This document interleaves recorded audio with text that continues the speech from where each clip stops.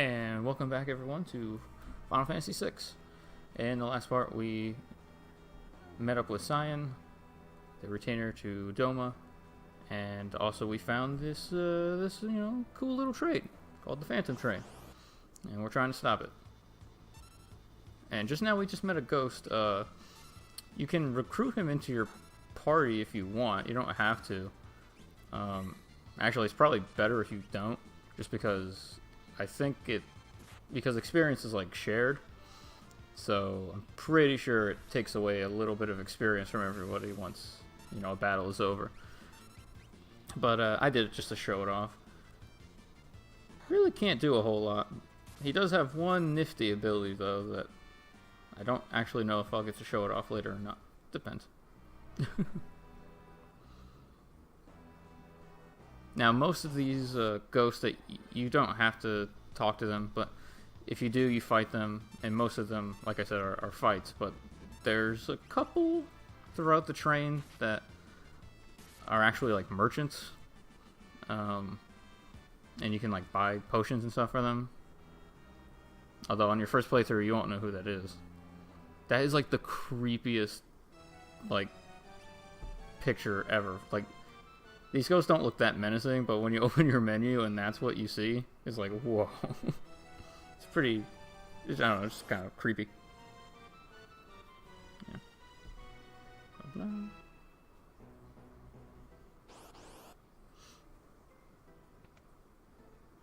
It's a whole lot of ghosts. I also wouldn't bother spending any tonics or potions on the ghost either. Did I just clip through that guy? No. I mean, he's a ghost, so I guess that makes sense.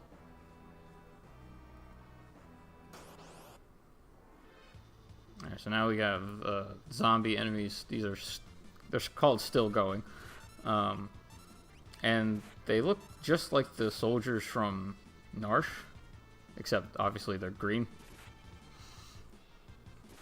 So, undead soldiers, they're not a threat at all. Just keep punching to win. There you go. Yeah, I'm getting a lot less experience points because the ghost is with me. These undead enemies do tend to drop things like potions and also, let me think. Other kind of like status healing items. Not sure why that is, but it tends to happen more often in my case with ghosts and zombies and stuff like that.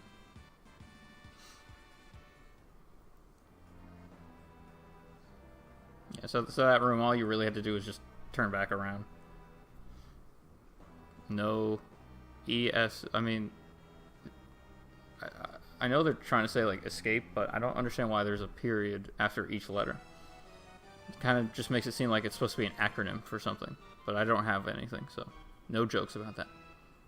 See, that time they said escape correctly. What the heck? I was actually standing there for a little bit because I was expecting the cutscene to keep going, but you actually have to climb the ladder for it to keep going. Nowhere to run, nowhere to hide. They are bloody persistent. Oh, Sabin, you don't know who Sabin is, do you?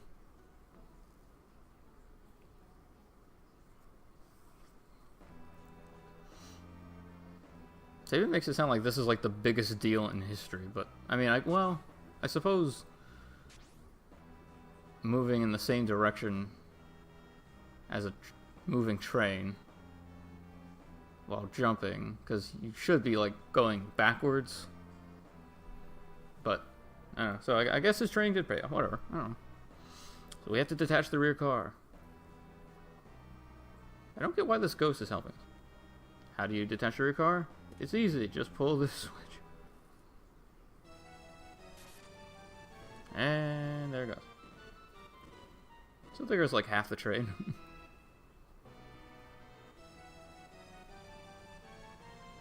Yes. Thank you.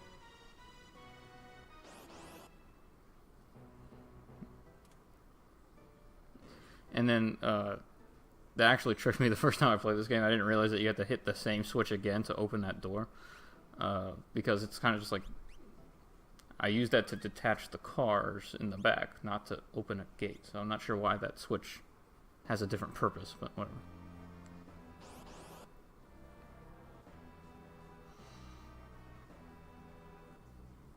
Ooh, the dining room. So this is like a heal station. You can come here and eat, and then it'll completely heal you. And the dialogue will change depending on who's the leader of your party. So Sabin here is just, he's hungry, he wants to chow down.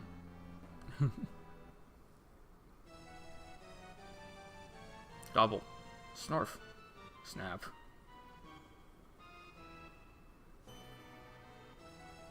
It's odd that it points out the word poison. Like, it's like, yeah, I know poison's a status ailment.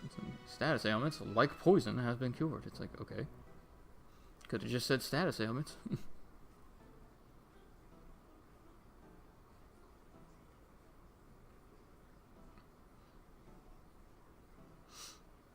Now, if you have Shadow do it, he'll feed some of the food to his to Interceptor, which is kind of funny.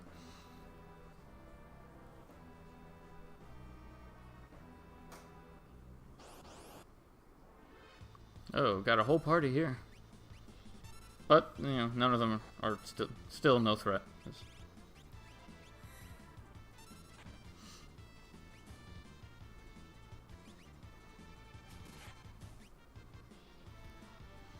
Orbolt's going to be especially effective against most of these enemies in here because Holy is really good against these undead type enemies.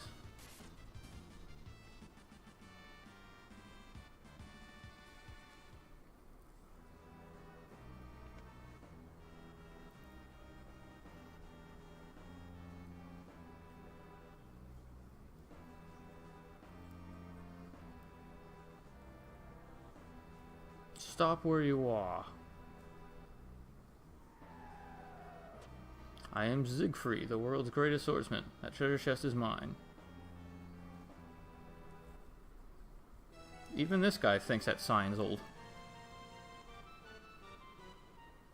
The ox bellows, allow me to introduce my blade.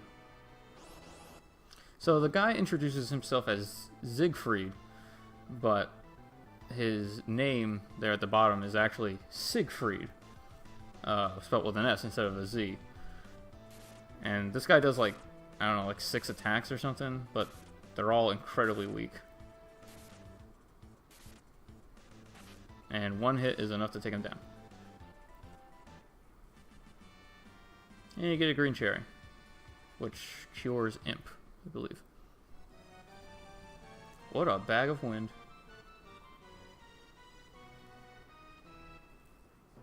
It's true. He will laugh.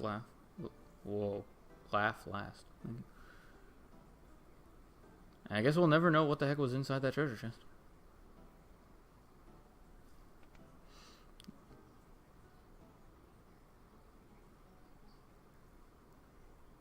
I believe there's actually an item right next to the sofa there, but because of the way that the game controls, like you can't just turn in a direction. You have to move in that direction. So even though there's an item there, you can't get it. That happens in a couple of places throughout the game, actually.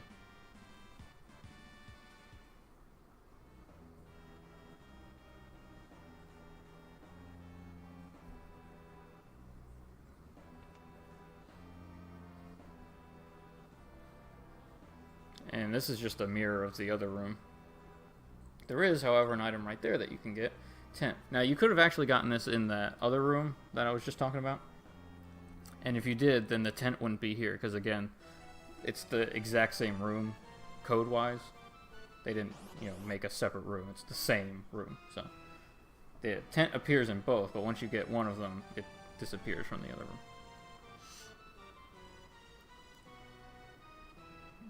And now we're going to have treasure chest.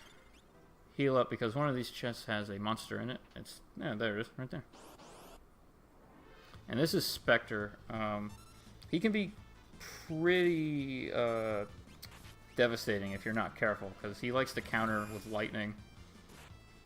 And it's really strong, as you just saw. Like 153 damage. I forgot he used ice, actually. Now, what I'm trying to do here is I'm trying to get the ghost to do his special move, which is possess. Doing that will kill your ghost ally, but it'll also instantly kill the enemy. And it does work on this guy, but it has a chance of failing, and, well, you know, it's failing, because I apparently don't have good luck when it comes to monsters. Oh. Oh, we got another hyper wrist, so that's good.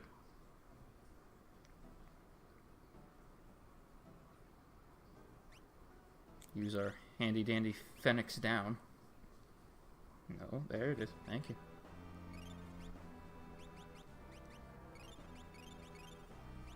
I was really hoping to kill the ghost with that though, because I don't want him in my party anymore. The sniper sight that we just got is a pretty good relic. I don't use it really at all. What it does, it ensures that you'll always hit the enemy with a physical attack. So 100% accuracy when you hit just normal fight. Which, I guess if the game was coded correctly, it would have been a lot more useful if the blind status actually worked. I probably would have used it a lot more often.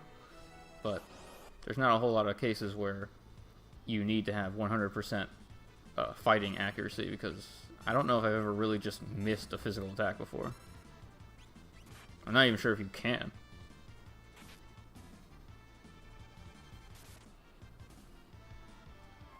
Alright, so that's the possess. I was trying to use that on the Spectre, but it didn't work. But oh well.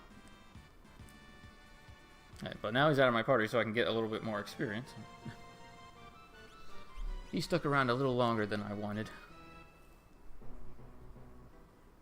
Yes. What am I doing? Thank you. Yeah, huh? What am I doing? I swear. No, really, what am I doing? There we go, thank you. I don't remember what I did. Recorded this stuff a year ago. Get going.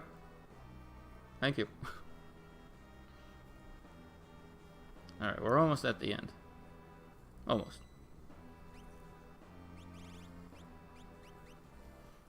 Kind of wasted a couple of potions there. If I was just going to use a tent anyway.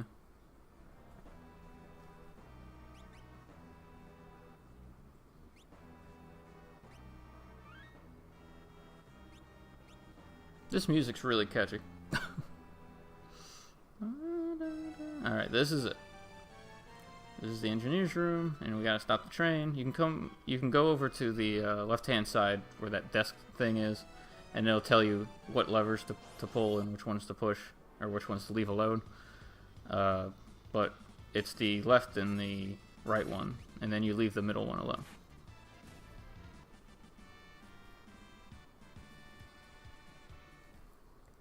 And then you just come up here and pull the switch. And now the Phantom Train is talking to us. It's time for a boss fight. A really strange boss fight. So apparently we're like the Flash from DC Comics or something, because we're super fast right now. But there's a couple of funny things about this train. Besides the attacks that he does, he has wheel, which it's a physical attack. It hurts, but it's not too bad. But this counts as an undead enemy, so he is weak to Holy Elemental. And anyone who's ever played this game knows what I'm trying to do. But I'm just gonna hold off for a second. Alright, Acid Rain is probably his most deadly attack. It's pretty strong, and it hits everybody. And there's the suplex. Hiya. Yeah, so you can do that. Sabin is really strong. And I could have done this from the start, but I really want to show off the suplex. Because he's an undead enemy, undead enemies can instantly be killed by a Phoenix down. Even bosses. So, there you go. If you want to be cool, you kill him with a suplex. If you want to be efficient, then you kill him with the Phoenix down. So. Alright, so he agreed to let us off.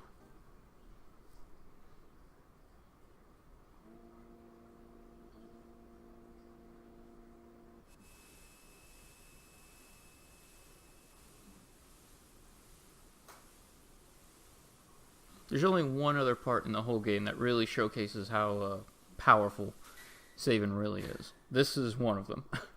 Because I think this is actually an oversight in the coding. You're not really supposed to be able to use the suplex splits on the Phantom Train. I think they corrected it in future versions.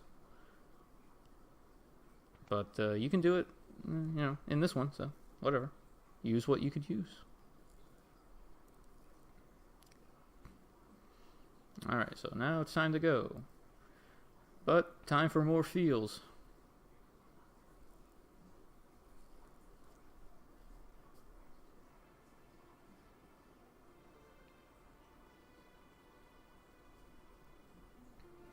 No. So, his wife and his child are getting on the train because they are mere spirits. And it's their time to go.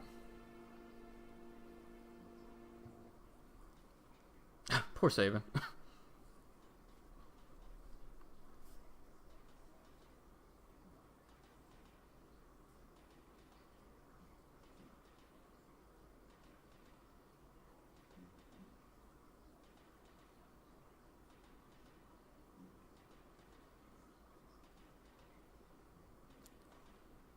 It's a really powerful scene. It's just like, wow.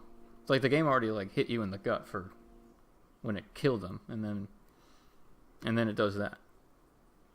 So you have control over Sabin here, but it's not really a whole lot to do. I think once you talk to Cyan and Shadow, the screen's gonna start to fade after a little while.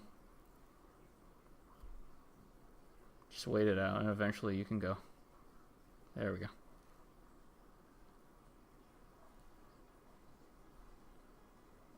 Haha, talk about an emotional roller coaster. Haha, ha. Alright, I'm sorry.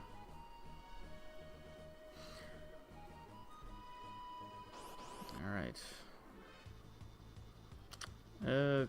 Crass Hoppers. Yeah. Very creative name. Yeah. Again, like most of the standard enemies, these guys aren't a problem. I think they can cast Berserk on you. But since all three of these characters are physical attackers, it's not really an issue anyway.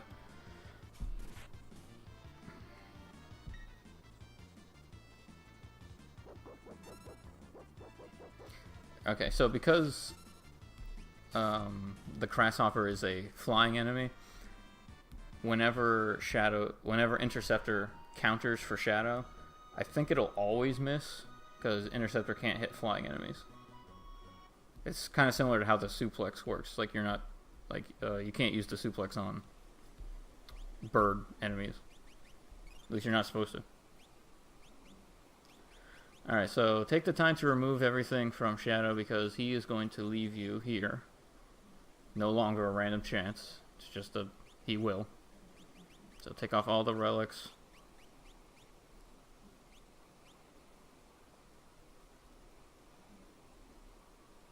This is Barren Falls. To the south is the Veldt, and that's where we're heading next.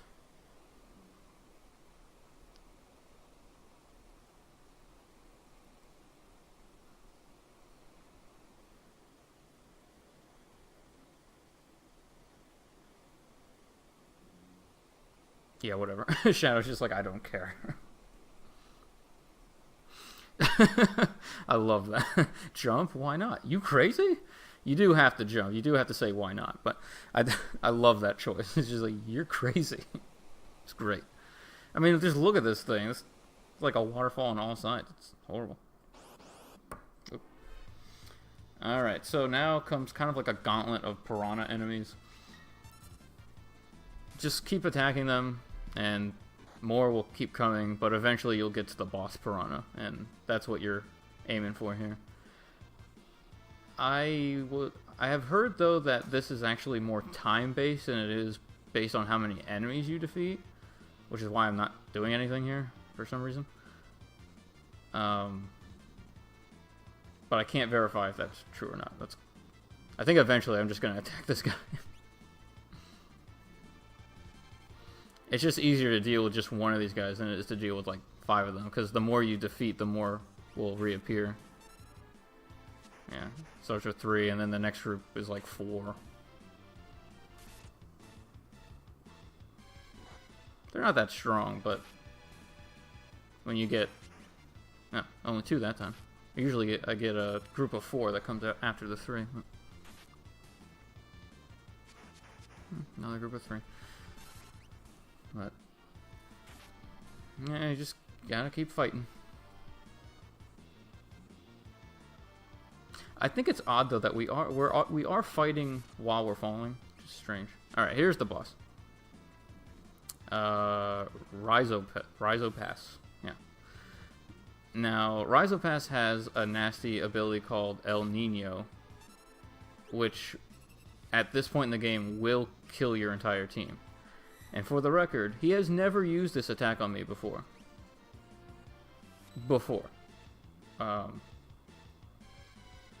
There it is. Now, this is going to kill me because this move's really strong. Yeah.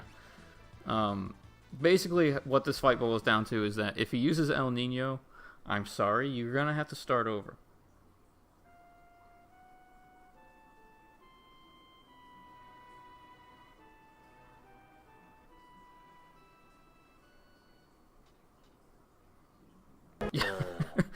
Yeah, so I didn't say before that, so I had to refight the Phantom Train and get through all that stuff again. But I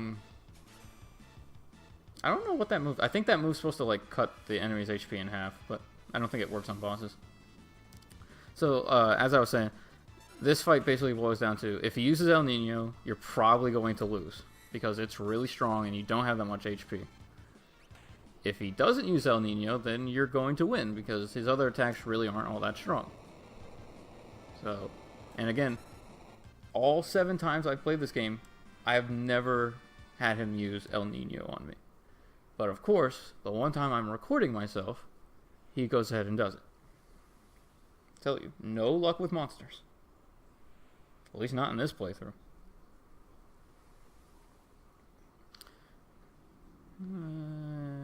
We're washing up to shore. So as you may have noticed, Sabin's little scenario here has already far surpassed Locke's, and we're not done yet. we still got quite a ways to go. But who is this man? Draped in monster hides, eyes shining with intelligence. A youth surviving against all odds. I always pronounced it Gao. Some people pronounce it Go. I'm gonna say Gao for this playthrough because that's what I've always done. And you are nope. What an odd fellow.